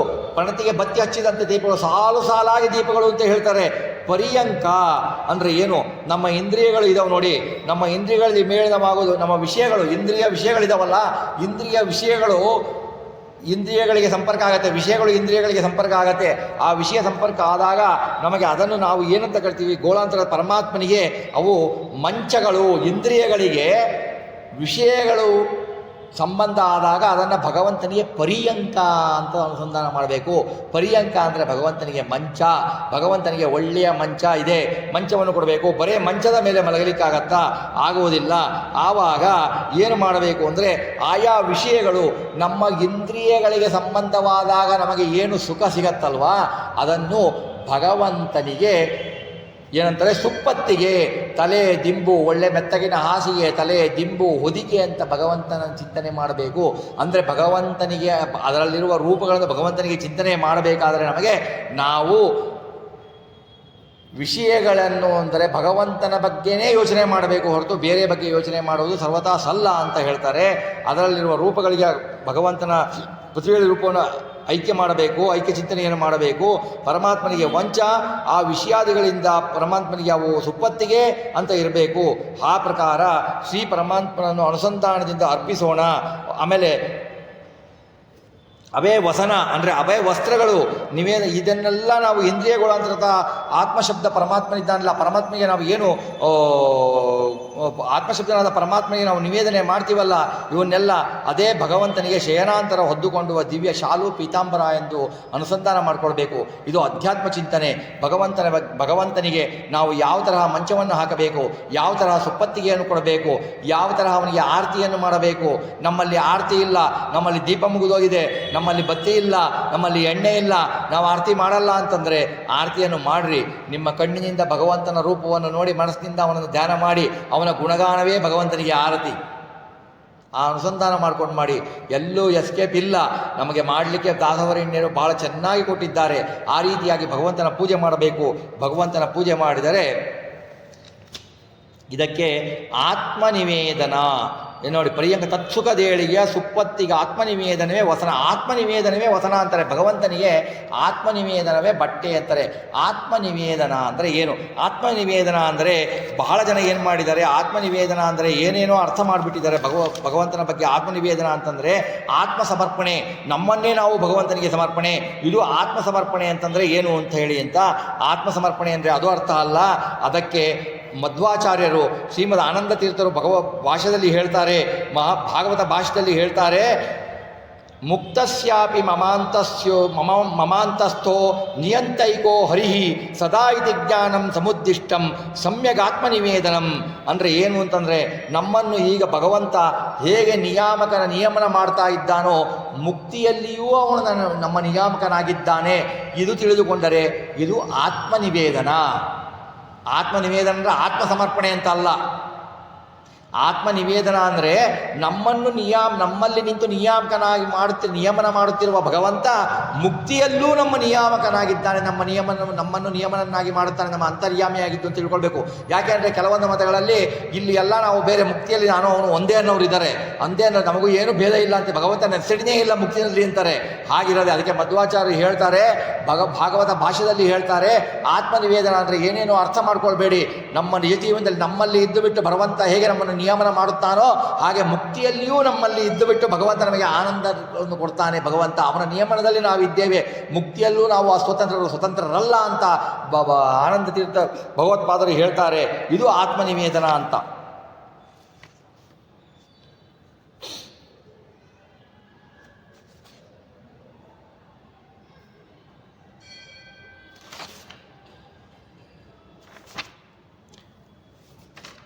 ಆಮೇಲೆ ಮುಂದೆ ಹೇಳ್ತಾರೆ, ಅದೇ ವಿಷಯ ಮುಂದೆ ಹೇಗೆ ಹೇಳ್ತಾರೆ ಹಾಗೆ ಹೇಳ್ತಾರೆ, ಪಾಪ ಕರ್ಮವು ಪಾದುಕೆಗಳನ್ನು ಲೇಪನವು ಸತ್ಪುಣ್ಯ ಶಾಸ್ತ್ರಾಲಾಪನವೇ ಶ್ರೀ ತುಳಸಿ ಸುಮನೋವೃತ್ತಿಗಳು ಸುಮನ ಕೋಪ ಧೂಪವು ಭಕ್ತಿಭೂಷಣ ವ್ಯಾಪಿಸಿದ ಸದ್ಬುದ್ಧಿ ಛತ್ರವು ದೀಪವೇ ಸುಜ್ಞಾನ ಆರಾರ್ತಿಗಳೇ ಗುಣಕಥನ. ನೋಡಿ, ಪಾಪಕರ್ಮವು ನೋಡಿ, ಪುಣ್ಯ ಅರ್ಪಿಸ್ತೀರ, ಎಲ್ಲ ಪಾಪಕರ್ಮಗಳನ್ನು ಭಗವಂತನಿಗೆ, ಎಲ್ಲ ಕರ್ಮಗಳನ್ನು ಭಗವಂತನಿಗೆ ಅರ್ಪಿಸ್ಬೇಕು. ಕೆಲವರು ಹೇಗಿದ್ದಾರೆ, 3 ಥರ ಇದ್ದಾರೆ. ನಾನೇ ಮಾಡ್ತಾ ಇರೋದು ಕೆಲಸ, ನಾನೇ ಮಾಡಿರೋದು, ಪುಣ್ಯನೂ ನಂದೆ ಪಾಪನೂ ನಂದೆ, ದೇವರು ಅದಕ್ಕೆ ಬೇಕು ಅನ್ನೋರು ಇದ್ದಾರೆ. ಇವರು ಅಧಮರು. ಇವರನ್ನು ಅಂಧತ್ತ ಮಸ್ತಲ್ಲಿ ಹಾಕ್ತಾನೆ ಭಗವಂತ. ನಾನು ಮಾಡ್ತೀನಿ ಅಂತ ಹೇಳ್ತಾರಲ್ಲ, ಎಲ್ಲ ನಾನೇ ಮಾಡಿದ್ದು ದೇವರು ಮಾಡಿಲ್ಲ ಅಂತಾರಲ್ಲ, ಇವರು ಅಧಮರು. ಆಮೇಲೆ ಇನ್ನು ಕೆಲವರು ಇದ್ದಾರೆ, ಅಯ್ಯೋ ಪಾಪ ಭಗವಂತನಿಗೆ ಯಾಕೆ ನಾವು ಪಾಪಕರ್ಮಗಳ ಫಲ ಕೊಡಬೇಕು, ಭಗವಂತನಿಗೆ ನಾವು ಮಾಡಿದ ಪುಣ್ಯಕರ್ಮಗಳನ್ನು ಭಗವಂತನಿಗೆ ಅರ್ಪಿಸೋಣ, ಪಾಪಕರ್ಮಗಳನ್ನು ಯಾಕೆ ಅರ್ಪಿಸಬೇಕು ಭಗವಂತನಿಗೆ, ಅವನಿಗೆ ಯಾಕೆ ದುಃಖ ಕೊಡಬೇಕು ಅಂತಂತಾರೆ. ಇವರು ಮಧ್ಯಮರು. ಎಲ್ಲ ಕರ್ಮಗಳನ್ನು ಭಗವಂತನಿಗೆ ಅರ್ಪಿಸ್ತಾನಲ್ಲ, ಅವನು ನರೋತ್ತಮನು, ಅವನು ಉತ್ತಮ. ದೇವರೇ, ನೀನೇ ನನ್ನಲ್ಲಿ ನಿಂತು ಪುಣ್ಯ ಮಾಡಿಸಿದ್ದೀಯಾ, ಪುಣ್ಯಕರ್ಮ ಮಾಡಿಸಿದ್ದೀಯಾ, ನೀನೇ ನನ್ನಲ್ಲಿ ನಿಂತು ಪಾಪಕರ್ಮವನ್ನು ಮಾಡಿಸಿದ್ದೀಯಾ, ನನ್ನ ಯೋಗ್ಯತೆಗನುಗುವಾಗಿ ಎಲ್ಲವೂ ನಿನ್ನ ಅಧೀನ ಸ್ವಾಮಿ. ಪಾಪಕರ್ಮದಲ್ಲೂ ನಿನ್ನ ರೂಪ ಇದೆ, ಪುಣ್ಯಕರ್ಮದಲ್ಲೂ ನಿನ್ನ ರೂಪ ಇದೆ, ನೀನು ಇಲ್ಲದೆ ಒಂದು ವಸ್ತು ಇಲ್ಲ, ಎಲ್ಲ ನಿನಗೆ ಸಮರ್ಪಣೆ ಅಂತ ಹೇಳಬೇಕು. ಆದರೆ ಪುಣ್ಯವನ್ನು ಭಗವಂತನಿಗೆ ಸಮರ್ಪಣೆ ಮಾಡ್ತೀವಿ, ಪಾಪವನ್ನು ಹೇಗೆ ಸಮರ್ಪಣೆ ಮಾಡಬೇಕು ಅಂದರೆ ಪಾಪಕರ್ಮವು ಪಾದುಕೆಗಳನ್ನು, ಅಂದರೆ ನಾವು ಏನು ಪಾಪಕರ್ಮಗಳನ್ನು ಮಾಡ್ತೀವಲ್ಲ ಅದು ಭಗವಂತನು ಮೆಟ್ಟಿ ಹೊಸಕಿ ಹಾಕ್ತಾನೆ, ಅವನ ಪಾದರಕ್ಷೆಗಳು ಅಂತ ಚಿಂತನೆ ಮಾಡಬೇಕು. ಭಗವಂತ, ನಾನು ಏನು ಪಾಪಕರ್ಮಗಳನ್ನು ಮಾಡುತ್ತೀನಲ್ಲ ಆ ಪಾಪಕರ್ಮ ನಿನ್ನ ಪಾದರಕ್ಷೆಯಲ್ಲಿ ಹಾಕಿ ಹೊಸಕಿ ಹಾಕಿಬಿಡು ಭಗವಂತ ಅಂತ ಪ್ರಾರ್ಥನೆ ಮಾಡ್ಕೊಳ್ಬೇಕು. ಆ ರೀತಿ ನಮ್ಮ ಪಾಪಕರ್ಮದ ಸಮರ್ಪಣೆ ಇರಬೇಕು. ಆಮೇಲೆ ಸತ್ಪುಣ್ಯ ಶಾಸ್ತ್ರ, ಶ್ರೀ ಪರಮಾತ್ಮ ಸರ್ವೋತ್ತಮ ಎಂದು ನಮ್ಮ ಶಾಸ್ತ್ರ ಏನು ಹೇಳಿದೆ, ಭಾಗವತಾದಿ ಸತ್ಶಾಸ್ತ್ರಗಳೇನಿವೆ, ಹರಿಸರ್ವೋತ್ತಮ ಅಂತ ಏನು ಹೇಳಿದೆ, ಅವುಗಳನ್ನು ದಿವಸ ಉಚ್ಚಾರ ಮಾಡಿ ಭಗವಂತನ ಬಗ್ಗೆ, ಭಗವಂತ ಪರಿಪೂರ್ಣ, ಭಗವಂತ ಗುಣಭರಿತ, ಭಗವಂತ ನಿರ್ದೋಷ, ಭಗವಂತ ಸಚ್ಚಿದಾನಂದಾತ್ಮ ಅಂತ ಅವನ ಗುಣಗಳನ್ನು ಹೇಳುವುದೇ ಅದು ಏನಂದರೆ ಸತ್ಪುಣ್ಯ.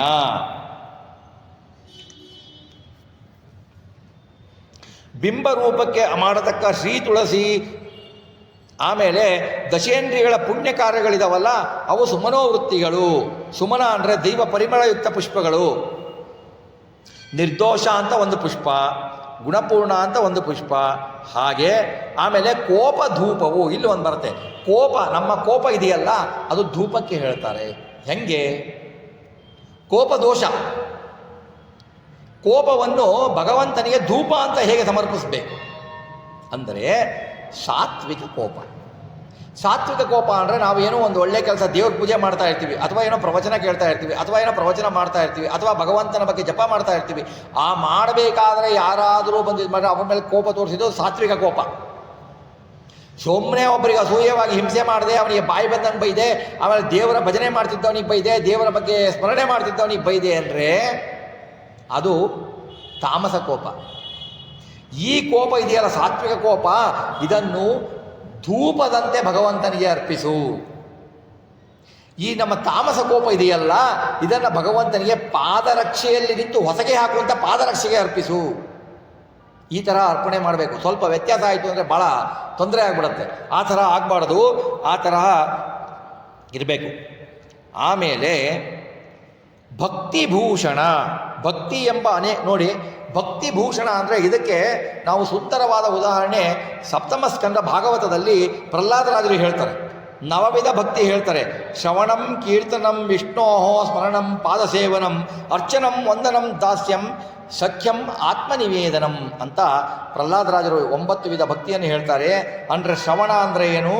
ವಿಷ್ಣುವಿನ ಮಹಿಮೆಯನ್ನು ಕೇಳುವುದು, ವಿಷ್ಣುವಿನ ಮಹಿಮೆಯನ್ನು ಕೇಳುವುದು, ಯಥಾರ್ಥವಾದ ವಿಷ್ಣುವಿನ ಮಹಿಮೆಯನ್ನು ಕೇಳುವುದು. ಕೀರ್ತನಂ, ವಿಷ್ಣುವಿನ ಮಹಿಮೆಯನ್ನು ನಾವು ಕೇಳಿದ್ದನ್ನು ಕೀರ್ತನೆ ಮಾಡಬೇಕು, ನಾವು ಕೇಳಿದ್ದನ್ನು ಹೇಳಬೇಕು.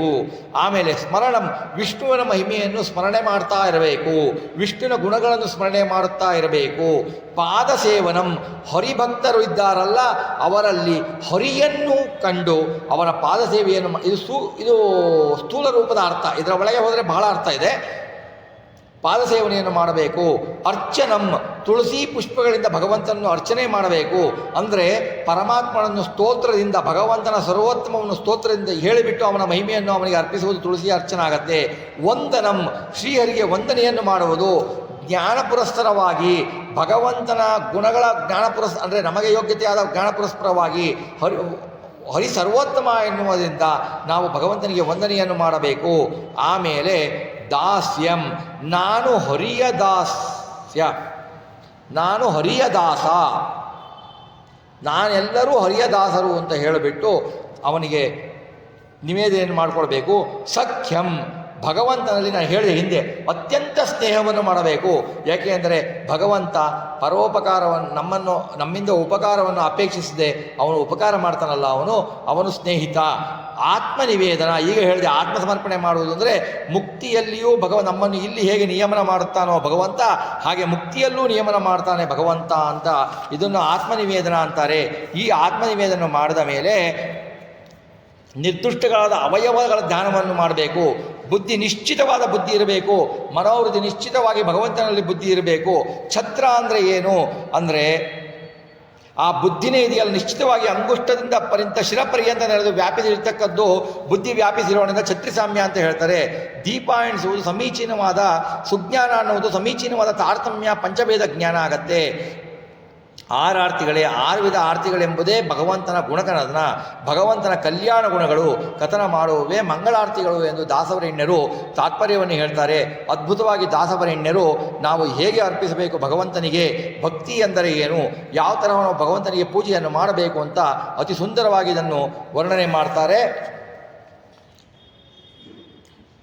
ಮುಂದಿನ ಪದ್ಯದಲ್ಲಿ ದಾಸವರೇಣ್ಯರು ಹೇಳ್ತಾರೆ, ಮನವಚನ ಕಾಯಕೆ ಪ್ರದಕ್ಷಿಣೆಯನು ದಿನದಿ ಸರ್ವತ್ರ ವ್ಯಾಪಕ ವನರುಹೇ ಕ್ಷಣಗರ್ಪಿಸುತ್ತ ಮೋದಿಸುತ್ತಲಿರು ಸತತ ಅನುಭವಕ್ಕೆ ತಂದುಕೋ ಸಕಲ ಸಾಧನಗಳಿಗಿದು ಮುಖ್ಯ ಪಾಮರ ಮನುಜರಿಗೆ ಪೇಳಿದರೆ ತಿಳಿಯದು ಬುಧರಿಗಲ್ಲದಲೇ.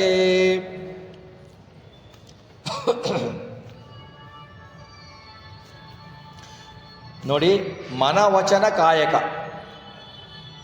ಅಂದರೆ ಮತ್ತೆ ಅದನ್ನೇ ಹೇಳ್ತಾರೆ. ಮುಖ್ಯ ಸಾಧನ ಅಂದರೆ ಅದೇನೇ ಹೇಳ್ತಾರೆ, ಕಾಯಕ ದೇಹಕ್ಕೆ ಸಂಬಂಧಿಸಿದ್ದು, ವಚನೇಂದ್ರಿಯಕ್ಕೆ ವಾಗೇಂದ್ರಿಯಕ್ಕೆ ಸಂಬಂಧಿಸಿದ್ದು, ಉಪಲಕ್ಷಣ ಅದು ತಗೊಳ್ಳಿ, ದಶೇಂದ್ರಿಯಗಳು ಎಲ್ಲ ಇಂದ್ರಿಯಗಳನ್ನು ತಗೊಳ್ಳಿ. ಈ ದಶೇಂದ್ರಿಯಗಳು ನಮ್ಮ ಹೃದಯಾಕಾಶದಲ್ಲಿರುವ ಬಿಂಬರೂಪಿ ಪರಮಾತ್ಮ ಇದಾನಲ್ಲ, ಆಯಾ ಸ್ಥಾನಗಳಲ್ಲಿ ಇರೋದಾಗಿದೆ. ಆ ಇಂದ್ರಿಯಗಳಲ್ಲಿ ಮನ ಸಂಚಾರ ಮಾಡ್ತಾ ಇರ್ತದೆ. ಅಂತಹ ಸಂಚಾರವೇ ಅಣುವಿನಲ್ಲಿ ಪ್ರತಿಕ್ಷಣದಲ್ಲೂ ಮಾಡತಕ್ಕ ಪ್ರದಕ್ಷಿಣೆ. ದೇವರಿಗೆ ಪ್ರದಕ್ಷಿಣೆ ಅಂದರೆ ಏನು? ಮನವಚನ ಕಾಯಕ. ನಮ್ಮ ಪರಮಾತ್ಮ ನಮ್ಮ ದೇಹದಲ್ಲಿ ಇದ್ದು ಬಿಟ್ಟು ಸಂಚಾರ ಮಾಡಿಕೊಂಡು ಬಿಟ್ಟು ಮನಸ್ಸಿನಲ್ಲಿ ಸಂಚಾರ ಮಾಡಿ ನಾವು ಮನಸ್ಸಿನಲ್ಲಿ ಭಗವಂತನಿಗೆ ಎಲ್ಲ ಕಡೆ ಭಗವಂತನ ರೂಪವನ್ನು ಚಿಂತನೆ ಮಾಡ್ತಾ ಇದ್ದರೆ ನಮಗೆ ಆ ಪ್ರದಕ್ಷಿಣೆಯ ಅದೇ ಪ್ರದಕ್ಷಿಣೆ ಅನಿಸುತ್ತೆ. ಆ ಪ್ರದಕ್ಷಿಣೆ ಪರಮಾತ್ಮನ ಪ್ರಾರ್ಥನಾ ಮಾಡುವುದೇ ಪ್ರದಕ್ಷಿಣೆ ಅನಿಸುತ್ತೆ. ಸರ್ವತ್ರ ವ್ಯಾಪಕ, ದಶೇಂದ್ರಿಯಗಳಲ್ಲಿ ವ್ಯಾಪಕನಾಗಿದ್ದಾನೆ. ವನರುಹೇಕ್ಷಣ, ವನರುಹೇಕ್ಷಣ ಕಮಲಾಕ್ಷನಾದ ಬಿಂಬರೂಪಿ. ಇಲ್ಲಿ ವನರುಹೇಕ್ಷಣ ಅಂದರೆ ವನ ಅಂದರೆ ನೀರು ಅಂತಲೂ ತಗೋಬಹುದು, ವನ ಅಂದರೆ ಕಾಡು ಅಂತಲೂ ತಗೋಬಹುದು. ವನರುಹೇಕ್ಷಣ ಅಂತಂದರೆ ವನರುಹೇಕ್ಷಣ ಅಂದರೆ ಕಮಲದ ಹೂವಿನಂತೆ ಕಣ್ಣಿರುವವನು ಅಂತ ತಗೋಬಹುದು. ಆದರೆ ಅದನ್ನು ತಗೊಳ್ಬಹುದು, ಹೀಗೂ ತಗೊಳ್ಬಹುದು. ವನ ಅಂದರೆ ಒಂದು ಸಜ್ಜನರ ಗುಂಪು, ಅದಕ್ಕೆ ಇದೇ ಸಂಸ್ಕೃತದಲ್ಲಿ ಅರ್ಥ. ವನ ಅಂದರೆ ಕಾಡು, ಕಾಡು ಅಂದರೆ ಏನು? ಗುಂಪು. ಆ ಗುಂಪು ಯಾವುದು? ಸಜ್ಜನರ ಗುಂಪು. ಆ ಗುಂಪನ್ನು ಈ ಕ್ಷಣ ಅದರ ಕಣ್ಣಿನಲ್ಲಿ ಅಂತಿದೆ ಭಗವಂತನಿಗೆ. ಆ ತರಹ ನಾವು ತಗೊಳ್ಬೇಕಾಗತ್ತೆ. ಆ ಪ್ರಕಾರ ಸಮರ್ಪಣೆ ಮಾಡುತ್ತಾ ಯಾವಾಗಲೂ ಆನಂದದಲ್ಲಿ ಭಗವತ್ ವಿಷಯಕವಾಗಿ ಆನಂದದಲ್ಲಿರು, ಅದನ್ನು ನಿನ್ನ ಅನುಭವಕ್ಕೆ ತಂದಿಕೋ, ನನ್ನ ಅನುಭವಕ್ಕೆ ಇರಬೇಕು. ಎಲ್ಲ ಕಾರ್ಯಗಳಲ್ಲಿ, ಎಲ್ಲ ಸಾಧನಗಳಲ್ಲಿ, ಎಲ್ಲ ವಿಷಯಗಳಲ್ಲಿ ಭಗವಂತನು ಇದ್ದಾನೆ ಅಂತ ಹೇಳಿಬಿಟ್ಟು ಭಗವಂತನನ್ನು ನಾವು ತಿಳಿದು ಬಿಟ್ಟು ಅರ್ಪಿಸಬೇಕು. ಈ ತರಹ ಅರ್ಪಿಸುವುದು ಏನು ಹೇಳ್ತಾರೆ ಜನರು, ದಾಸರು ಅಂತಂದರೆ, ಪಾಮರ ಮನುಜರಿಗೆ ಬೇಳಿದರೆ ತಿಳಿಯದು. ಅಂದರೆ ನಮ್ಮಂಥ ಪಾಪಿಷ್ಟರಿಗೆ ಈ ತರಹ ವಿಷಯವನ್ನು ಹೇಳಿದರೆ ಅವಳಿಗೆ ತಿಳಿಯಲ್ಲ, ಇವರು ಏನೋ ತಲೆನೋವು ಬರೇ ಇದೇ ಹೇಳ್ತಾ ಇದ್ದಾರೆ ಅಂತ ತಿಳ್ಕೊಳ್ತಾರೆ. ಅವರಿಗೆ ಈ ಅನುಸಂಧಾನ ಇದೆಯಲ್ಲ, ಈ ಅನುಸಂಧಾನ ಅವರಿಗೆ ಹೇಳಿದರೆ ಅವರ ಮನಸ್ಸು, ದಾಸರೇ ಹೇಳ್ತಾರೆ, ಅವರ ಮನಸ್ಸಿಗೆ ಹಿಡಿಯೋಲ್ಲ, ಇದು ಅವರ ಮನಸ್ಸಿಗೆ ಹಿಡಿಯೋಲ್ಲ. ಆದರೆ ದಾರಿಗೆ ಹೇಳಿದರೆ ಅನುಷ್ಠಾನ ಮಾಡ್ತಾರೆ ಎಂದು ಹೀಗೆ ಹೇಳ್ತಾ ಇದ್ದರೆ ಅನುಷ್ಠಾನ ಮಾಡ್ತಾರೆ ಅಂತ ಬುಧರಿಗಲ್ಲದೆ ಯಾರಿಗೆ ಹೇಳಿದರೆ ಅನುಷ್ಠಾನ ಮಾಡ್ತಾರೆ? ಬುಧರಿಗಲ್ಲದೆ, ಜ್ಞಾನಿಗಳಿಗಲ್ಲದೆ, ತಿಳಿದವರಿಗಲ್ಲದೆ ಹೇಳಿದರೆ ಅವರು ಅನುಷ್ಠಾನ ಮಾಡ್ತಾರೆ. ಪಾಮರ ಜನರಿಗೆ ಇದರ ಅರ್ಥ ಆಗಲ್ಲ, ಇದು ಏನೋ ಹೇಳ್ತಾ ಇದ್ದಾರೆ ಅಂತ ತಿಳ್ಕೊಳ್ತಾರೆ ಅಂತ ದಾಸವರೇಣ್ಯರು ಹೇಳಿಬಿಟ್ಟು ಅದ್ಭುತವಾಗಿ ಭಗವಂತನ ಚಿಂತನೆಯನ್ನು ನಮಗೆ ಹೇಳಿದ್ದಾರೆ. ಪೂಜೆಯನ್ನು ಯಾವ ರೀತಿ ಮಾಡಬೇಕು ಅಂತ ಹೇಳಿದ್ದಾರೆ. ಮುಂದೆ ಅವರು ಏನು ಹೇಳ್ತಾರೆ ಅಂದರೆ, ಧರ್ಮಕರ್ಮಗಳನ್ನು, ಆಮೇಲೆ ನಮಗೆ ಬಹಳ ಮುಖ್ಯವಾದ ಅಧ್ಯಾತ್ಮ ಯಜ್ಞ ಅಂದರೆ ಏನು, ಯಜ್ಞ ಅಂದರೆ ಏನು, ಅಧ್ಯಾತ್ಮ ಯಜ್ಞವನ್ನು ಹೇಗೆ ಮಾಡಬೇಕು ಅಂತ ಅವರು ತಿಳಿಸ್ಕೊಡ್ತಾರೆ. ಇವತ್ತಿನ ದಿವಸ 6ನೇ ದಿವಸ ಆಯಿತು. ನಾಳನೇ ದಿವಸ ಈ ಅಧ್ಯಾತ್ಮದ ಬಗ್ಗೆ, ಅಧ್ಯಾತ್ಮ ಯಜ್ಞದ ಬಗ್ಗೆ ಚಿಂತನೆ ಮಾಡೋಣ. ಆದಷ್ಟು ಪದ್ಯಗಳನ್ನು ಚಿಂತನೆ ಮಾಡಿಬಿಟ್ಟು ನಾವು ನಾಳೆ ಮಂಗಳವನ್ನು, ಈ ಮಾಲಿಕೆಯ 7ನೇ ದಿನದ ಮಂಗಳವನ್ನು ನಾವು ಸಮಾಪ್ತಿ ಮಾಡೋಣ ಅಂತ ಹೇಳಿ, ಮಂಗಳವನ್ನು ಮಾಡೋಣ ಅಂತ ಹೇಳಿಬಿಟ್ಟು ಇವತ್ತಿನ ಪ್ರವಚನವನ್ನು ಶ್ರೀಕೃಷ್ಣನಿಗೆ ಅರ್ಪಿಸ್ತಾ ಇದ್ದೇವೆ. ಶ್ರೀಕೃಷ್ಣಾರ್ಪಣಮಸ್ತು.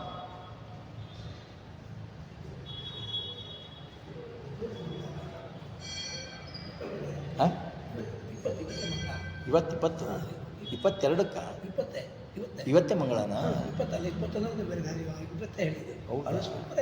ಸರಿ, ಕಂಟಿನ್ಯೂ ಮಾಡಿದ್ರೆ ಆಯಿತು. ನೆಕ್ಸ್ಟ್ ಡೇ ಕೊಡ್ತೀನಿ ಅಂತ. ಸರಿ.